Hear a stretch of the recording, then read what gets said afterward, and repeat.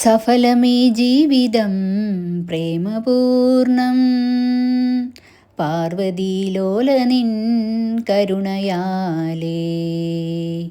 സഫലമീ ജീവിതം പ്രേമപൂർണം പാർവതീലോലനിൻ കരുണയാലേ. തിരുജടയ്ക്കുള്ളിലിളകിയുണരുന്നു ലോകദാത്രിയാം ശിവഗംഗ, ലയമുണർത്തുന്നു സ്വരമുയർത്തുന്നു തുടിക്കു. ഹലോ ചെല്ലക്കുട്ടീസ്, welcome back to our family. എല്ലാവരും സുഖമായിട്ടിരിക്കണമെന്ന് വിശ്വസിക്കുന്നു. നമ്മളും സുഖസുന്ദരമായിട്ടിരിക്കുന്നു കേട്ടോ. ഇപ്പം നമ്മൾ പോയിക്കൊണ്ടിരിക്കുന്നത് രാമനാഥപുരം ജില്ലയിൽ സ്ഥിതി ചെയ്യുന്ന ഒരു ക്ഷേത്രത്തിലോട്ടാണ് കേട്ടോ. ഈ ക്ഷേത്രത്തിൻ്റെ പേര് ഉത്തരകോശമങ്കൈ എന്നാണ്. ഈ ക്ഷേത്രത്തിൽ എത്താൻ വേണ്ടി രാമേശ്വരത്ത് നിന്ന് ഏകദേശം 70 കിലോമീറ്റർ ദൂരമുണ്ട് കേട്ടോ. ഒരു കുഞ്ഞു ഗ്രാമത്തിലാണ് ഈ ക്ഷേത്രം സ്ഥിതി ചെയ്യുന്നത്. അപ്പോൾ നമ്മളിങ്ങനെ പോയിക്കൊണ്ടിരിക്കുന്ന സമയത്ത് ഏകദേശം ഇപ്പോൾ ഈവനിങ് ടൈമായി. ഇതാകണ്ടോ കാറ്റാടികളും. ഇതെനിക്ക് തോന്നുന്നു ഒരു ഭയങ്കര ഗ്രാമമാണ്. ഒത്തിരി ഒത്തിരി ആടുകൾ അവിടെ മേയ്ക്കുന്നുണ്ട് കേട്ടോ. ഇങ്ങനെ ആടുകളാണ് ഒത്തിരി ഞാൻ അവിടെ കണ്ടിട്ടുണ്ടായിരുന്നത്. അപ്പോൾ നമ്മൾ ഇടയിൽ ഒന്ന് എടുത്തു എന്നല്ലോ. മൊബൈൽ ഓൾറെഡി ചാർജ് കുറവാണ്, അതുകൊണ്ട് കട്ട് ചെയ്തിട്ടായിരുന്നു നമ്മൾ വീഡിയോ എടുക്കുന്നുണ്ടായിരുന്നു കേട്ടോ. അപ്പോൾ ഞാൻ എന്താ കണ്ടോ, ഒരു എന്താ പറയുക, സിറ്റി അല്ല, ഇതൊരു എന്താ പറയുക കുഞ്ഞ് വില്ലേജാണ് കേട്ടോ. അപ്പോൾ ഈ സമയത്തിനനുസരിച്ചിട്ട് ബസ്സൊക്കെ ഉള്ളൂ എന്നാണ് എനിക്ക് തോന്നുന്നത് ഈ സൈഡുകളിൽ. അത് ഏകദേശം ഇപ്പോൾ നമ്മൾ തമിഴ്നാട്ടിൽ കുറച്ച് ഔട്ടർ സൈഡൊക്കെ പോയി കഴിഞ്ഞാൽ സമയത്തിന് മാത്രമേ അവിടെ ബസ്സുകളൊക്കെ ഉണ്ടാവുള്ളൂ. അപ്പോൾ അങ്ങനത്തെ ഒരു ഇതാണ് ഈ ഒരു സ്ഥലം കേട്ടോ. എന്താ പറയുക, ഒത്തിരി ആൾക്കാർ ഇങ്ങനെ കൃഷികൾ ചെയ്യുന്നതും അങ്ങനെയൊക്കെ ഉള്ളതാണ്. അതായത് ഓരോ കൃഷികളും ഇവിടെ ചെയ്യുന്നുണ്ട്. അപ്പോൾ അങ്ങനെ ഒത്തിരി കൃഷി ചെയ്ത് ജീവിക്കുന്ന ആൾക്കാരാണ് ഈ സൈഡിലോട്ട് പോയി കഴിഞ്ഞാൽ നമുക്ക് ഒത്തിരി കാണാൻ പറ്റുന്നത് കേട്ടോ. അങ്ങനെ ഇപ്പോൾ നമ്മൾ ഏകദേശം ക്ഷേത്രത്തിൻ്റെ അടുത്ത് എത്താറായോ എന്ന് ചോദിച്ചാൽ ഏകദേശം എത്താറായിട്ടുണ്ട്. നമ്മൾ ഇവിടെ വരുന്നത് ആദ്യമായതുകൊണ്ട് തന്നെ നമുക്കതിനെക്കുറിച്ച് ഒത്തിരി ഒന്നും അറിയില്ല കേട്ടോ. നമ്മൾ ഈ ക്ഷേത്രത്തെക്കുറിച്ച് അറിയാൻ കാരണം നമ്മൾ ഒത്തിരി റീൽസ് വീഡിയോസുകളൊക്കെ കണ്ടിട്ടുണ്ടായിരുന്നു, പിന്നെ ഗൂഗിളിലും സെർച്ച് ചെയ്ത് നോക്കിയിട്ടുണ്ടായിരുന്നു. അപ്പോൾ ഏറ്റവും പ്രശസ്തമായ ഒരു ക്ഷേത്രമായിട്ടാണ് ഈ ഒരു ക്ഷേത്രം കണ്ടത്. അപ്പോൾ എന്തായാലും നമ്മൾ വന്നതല്ലേ, അപ്പോൾ നമുക്ക് ഇനി വരാൻ പറ്റുമോ എന്നൊന്നും അറിയില്ല. മനുഷ്യൻ്റെ അവസ്ഥയല്ലേ, എന്താണെന്ന് പറയാൻ പറ്റില്ലല്ലോ. അപ്പോൾ എന്തായാലും വന്ന സ്ഥിതിക്ക് നമുക്ക് പോകാമെന്ന് കരുതി. അപ്പോൾ ഒരു കുഞ്ഞു ഗ്രാമം തന്നെയാണ് കേട്ടോ ഈ ഒരു ഗ്രാമം എന്ന് പറയുന്നത്. ഒത്തിരി പഴയ കാലത്തെ കുറേ കലാചാരങ്ങൾ അങ്ങനെയുള്ള കുറേ ഇതൊക്കെയാണ് ഇവരിപ്പോഴും മെയിൻറ്റെയിൻ ചെയ്ത് പോയിക്കൊണ്ടിരിക്കുന്നത് കേട്ടോ. അതേപോലെ തന്നെ എനിക്ക് തോന്നി ഇവിടെ വെള്ളത്തിന് നല്ല ക്ഷാമമുണ്ടെന്ന് തോന്നുന്നു. കാരണം ഒത്തിരി പേര് ഇതേപോലെ കുടങ്ങൾ കൊണ്ട് പൈപ്പിൽ നിന്ന് വെള്ളം പിടിച്ചിട്ട് പോകുന്നതൊക്കെ നമ്മൾ കണ്ടിട്ടുണ്ടായിരുന്നു കേട്ടോ. അപ്പോൾ ഒത്തിരി വെള്ളത്തിനൊക്കെ കഷ്ടമുണ്ടെന്ന് തോന്നുന്നു. എന്നാലും ഒത്തിരി പഴയതായിട്ടുള്ള ആളുകൾ ഇവിടെ ഉണ്ട് കേട്ടോ. അപ്പോൾ ഇതാ നമ്മൾ ക്ഷേത്രത്തിൻ്റെ മുന്നിൽ എത്തിയിട്ടുണ്ട്. ഇതാണ് ഉത്തരകോശമങ്കൈ ക്ഷേത്രം കേട്ടോ. നല്ല തിരക്കുണ്ട്. അപ്പോൾ നമ്മൾ വിചാരിച്ചു എന്തായാലും തലവേദന എടുക്കുന്നുണ്ട്, ഓരോ ചായ കുടിച്ചിട്ട് നമുക്ക് അകത്തോട്ട് പോകാമെന്ന് വിചാരിച്ചു. കാരണം ഇനി നമ്മൾ പുറത്തോട്ട് വരുമ്പോൾ സമയം എത്രയാവുമെന്ന് അറിയില്ലല്ലോ, അതുകൊണ്ട് ചായ കുടിച്ചിട്ട് പോകാമെന്ന് കരുതി കേട്ടോ. ഈ ഒരു ക്ഷേത്രത്തിന് ഉത്തരകോശമങ്കൈ എന്ന് പേര് വരാൻ കാരണം എന്താണെന്ന് ചോദിച്ചിട്ടുണ്ടെങ്കിൽ, ഉത്തര രഹസ്യമെന്നും കോശം അറിവെന്നും മങ്കൈ പാർവതി എന്നും പറയുന്നുണ്ട് കേട്ടോ. ശിവൻ പാർവതിക്ക് രഹസ്യജ്ഞാനം നൽകിയ സ്ഥലം എന്ന വിശ്വാസം കൂടിയുണ്ട് ഈ ഒരു ക്ഷേത്രത്തിന് കേട്ടോ.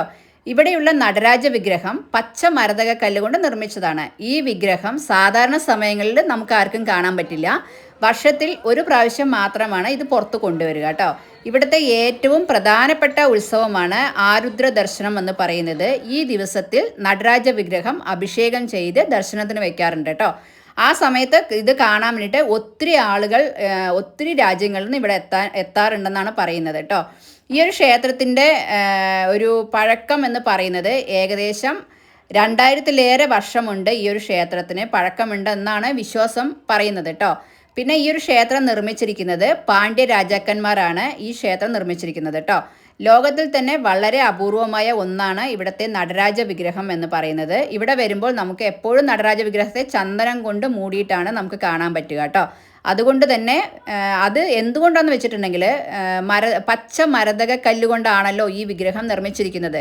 അതിൻ്റെ തിളക്കം നഷ്ടപ്പെടാതിരിക്കാൻ വേണ്ടിയാണ് എപ്പോഴും ചന്ദനം കൊണ്ട് മൂടിയിരിക്കുന്നത് എന്നാണ് അറിയപ്പെടുന്നത് കേട്ടോ. പിന്നെ ലോകത്തിൽ തന്നെ ഏറ്റവും ആദ്യത്തെ ശിവക്ഷേത്രം ഇതാണ്. ഇവിടുത്തെ ഏറ്റവും വലിയ ഉത്സവമായ ആരുദ്ര ഉത്സവം നടക്കുന്നത് ധനുമാസത്തിലാണ് കേട്ടോ. അപ്പോൾ മാത്രമേ നമുക്ക് പച്ച കളറിൽ നടരാജ വിഗ്രഹത്തെ കാണാൻ പറ്റത്തുള്ളൂ. അല്ലാത്ത സമയം നമ്മൾ വരുന്ന സമയത്ത് ചന്ദനം കൊണ്ട് മൂടിയിരിക്കും കേട്ടോ. ഇത് കാണാൻ വേണ്ടി മാത്രം ഒത്തിരി ആളുകൾ വരാറുണ്ട്, ഞാൻ പറഞ്ഞല്ലോ. അതേപോലെ തന്നെ ഇവിടുത്തെ വിശേഷങ്ങൾ എന്ന് പറയുകയാണെങ്കിൽ മഹാശിവരാത്രി, തിരുവാതിര, പ്രദോഷം, ഇതൊക്കെയാണ് ഇവിടുത്തെ ഏറ്റവും വലിയ ഉത്സവം എന്ന് പറയുന്നത് കേട്ടോ.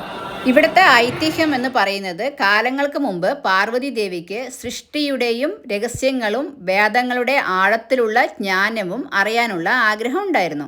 അതിനാൽ അവർ ശിവനോട് അത് പഠിപ്പിക്കണമെന്ന് അപേക്ഷിച്ച് അപ്പോൾ ശിവൻ ഈ സ്ഥലത്തെ തിരഞ്ഞെടുത്തു. ഇവിടെ ശിവൻ പാർവതിക്ക് ഉത്തരകോശം രഹസ്യജ്ഞാനം ഉപദേശിച്ചു. ഈ ജ്ഞാനം വളരെ രഹസ്യമായതിനാൽ മറ്റാരും കേൾക്കരുതെന്ന് ശിവൻ നിർദ്ദേശിച്ചു. എന്നാൽ കഥപ്രകാരം ചില ദേവതകളും മുനികളും ആ ജ്ഞാനം കേൾക്കാൻ ശ്രമിച്ചു. ഇത് മനസ്സിലാക്കിയ ശിവൻ അവരുടെ അശ്രദ്ധയ്ക്ക് ശിക്ഷ നൽകി ചിലരെ ശിലകളാക്കി മാറ്റിയിട്ടോ. ക്ഷേത്രത്തിനുള്ളിലെ ചില ശിലകൾക്ക് ഇതുമായിട്ട് ബന്ധമുണ്ടെന്നൊക്കെ പറയുന്നുണ്ട്, ഇവിടുത്തെ ആളുകൾ വിശ്വസിക്കുന്നുമുണ്ട് കേട്ടോ. ശിവൻ പാർവതിക്ക് ജ്ഞാനം നൽകുമ്പോൾ നടരാജ രൂപത്തിൽ പ്രത്യക്ഷപ്പെട്ടതായാണ് പറയുന്നത്. ഇതൊക്കെയാണ് നമുക്ക് ഇവിടുന്ന് കിട്ടിയ കുറച്ച് അറിവുകൾ കേട്ടോ, അല്ലാതെ നമുക്ക് ഒത്തിരി ഒന്നും ഇതിനെക്കുറിച്ച് അറിയത്തില്ല. പിന്നെ നമ്മളിവിടെ ഭഗവാനെ കാണാൻ വേണ്ടിയിട്ട് 3-4 മണിക്കൂർ ക്യൂ നിന്നിട്ടാണ് കാണാൻ പറ്റിയത്. കാരണം അന്ന് ലീവ് സമയം ആയതുകൊണ്ട് തന്നെ ഒത്തിരി ജനങ്ങൾ പല സ്ഥലങ്ങളിൽ നിന്നും ഉണ്ടായിരുന്നു കേട്ടോ. അതുകൊണ്ട് നമ്മൾ ഒത്തിരി നേരം ക്യൂ നിൽക്കേണ്ടി വന്നു.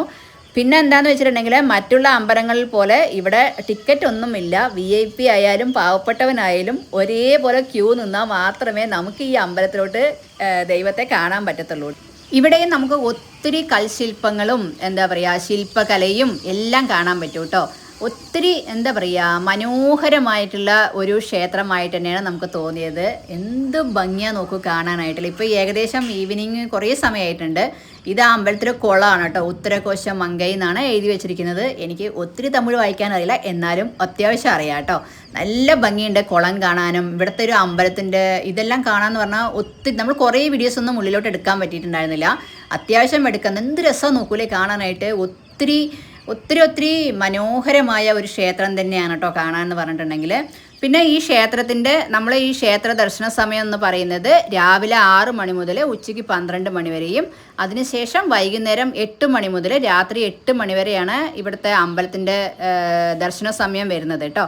പിന്നെ പ്രത്യേകിച്ചുള്ള വിശേഷ ദിവസങ്ങളിൽ ഉത്സവങ്ങളിലൊക്കെ വന്നിട്ട് സമയത്തിൽ മാറ്റം ഉണ്ടാവാം. പിന്നെ ഇവിടെ പറയുന്നതും വിശ്വാസവും എങ്ങനെയാണെന്ന് വെച്ചിട്ടുണ്ടെങ്കിൽ നമ്മൾ ഒരു പാവങ്ങളും ചെയ്തിട്ടില്ലെങ്കിൽ മാത്രമേ ഈ ക്ഷേത്രത്തിനകത്ത് കയറാൻ പറ്റത്തുള്ളൂ എന്നാണ് ഇവിടുത്തെ വിശ്വാസം കേട്ടോ. നമ്മൾ ഒത്തിരി എന്താ പറയുക നേരം നിന്നിട്ടാണെങ്കിലും ഭഗവാനെ കണ്ണറിയെ കാണാനും പ്രാർത്ഥിക്കാനും എല്ലാം കഴിഞ്ഞു. അതിൽ ഒത്തിരി സന്തോഷമുണ്ട് എല്ലാവർക്കും കേട്ടോ.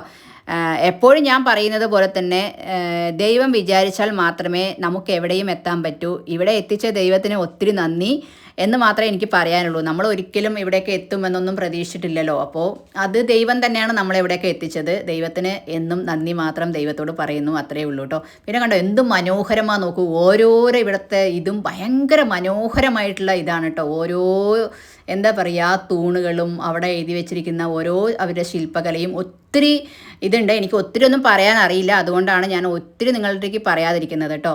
നല്ല മനോഹരമായ ഒത്തിരി നമുക്ക് പോസിറ്റീവ് വൈബ് തരുന്ന ഒരു ക്ഷേത്രം തന്നെ വേണമെങ്കിൽ നമുക്ക് പറയാം. അത്രയും എന്താ പറയുക മനോഹരമായിട്ടുള്ള ഒരു ക്ഷേത്രമാണ് ഈ ഒരു ക്ഷേത്രം. ജീവിതത്തിൽ നിങ്ങൾ ഒരിക്കലെങ്കിലും ഈ ക്ഷേത്രത്തിൽ വരാൻ ശ്രമിക്കണം. അപ്പോൾ നമ്മളങ്ങനെ എല്ലാം തൊഴുതു, നമ്മളങ്ങനെ എല്ലാം കഴിഞ്ഞ് നമ്മൾ പുറത്തോട്ട് കിടങ്ങി. ഇനി ചെരുപ്പ് നോക്കാൻ വേണ്ടി പോവുക കേട്ടോ. ചെരുപ്പ് വെച്ചിട്ട് പോയിട്ടുണ്ടായിരുന്നു, അപ്പോൾ അത് നോക്കാമെന്ന് പറഞ്ഞ് അങ്ങനെ പോയി. ഇപ്പം നമ്മൾ തിരിച്ച് രാമേശ്വരം തന്നെ അതാ എത്തി. പകുതി വഴി നിന്നും വീഡിയോ എടുക്കാൻ പറ്റിയില്ല, കാരണം എന്താ പറയുക സ്റ്റോറേജ് ഒക്കെ ഫുള്ളായിരുന്നു, മൊബൈലിൻ്റെ ചാർജ് ഇല്ലായിരുന്നു. അതുകൊണ്ട് ഇത് രാമേശ്വരം ക്ഷേത്രത്തിൻ്റെ ഇതാട്ടോ, ഒരു ഗോപുരത്തിൻ്റെ ഇതാണ്. അപ്പോൾ നമ്മളത് രാത്രി ചുമ്മാ കണ്ടപ്പോൾ അങ്ങനെ എടുക്കാമെന്ന് വിചാരിച്ചു. അപ്പോൾ ഒരിക്കലെങ്കിലും നിങ്ങളിവിടെ വരാൻ ശ്രമിക്കുക, വരാതെ പോകരുത്. ഒത്തിരി കഥകളും ഒത്തിരി പഴയ കാലത്തെ ഒരു ക്ഷേത്രമാണ്. ഞാൻ പറഞ്ഞില്ലേ ഇന്ത്യയിൽ തന്നെ ആദ്യത്തെ ശിവക്ഷേത്രമാണ് ആ ഒരു അതായത് ശിവക്ഷേത്രമാണ് ഉത്തരകോശം മങ്കൈ കേട്ടോ. അപ്പോൾ ഉറപ്പായിട്ടും വരാൻ ശ്രമിക്കുക. എല്ലാവർക്കും നല്ലത് വരട്ടെ എന്ന് പ്രാർത്ഥിച്ചിട്ടുണ്ട്. നിങ്ങളുടെ പ്രാർത്ഥനയും നമ്മളെ ഉൾപ്പെടുത്തുക. അത്രയൊക്കെ പറയാനുള്ളൂ, വേറെ പ്രത്യേകിച്ചൊന്നുമില്ല. ഇന്നത്തെ വീഡിയോ ഇഷ്ടപ്പെട്ട എല്ലാവരും ലൈക്ക് ചെയ്യുക, ഷെയർ ചെയ്യുക, കമൻറ്റ് ചെയ്യുക, സബ്സ്ക്രൈബ് ചെയ്യാൻ മറക്കാതിരിക്കുക. ബൈ ഉമ്മ ചെലക്കുട്ടീസ്.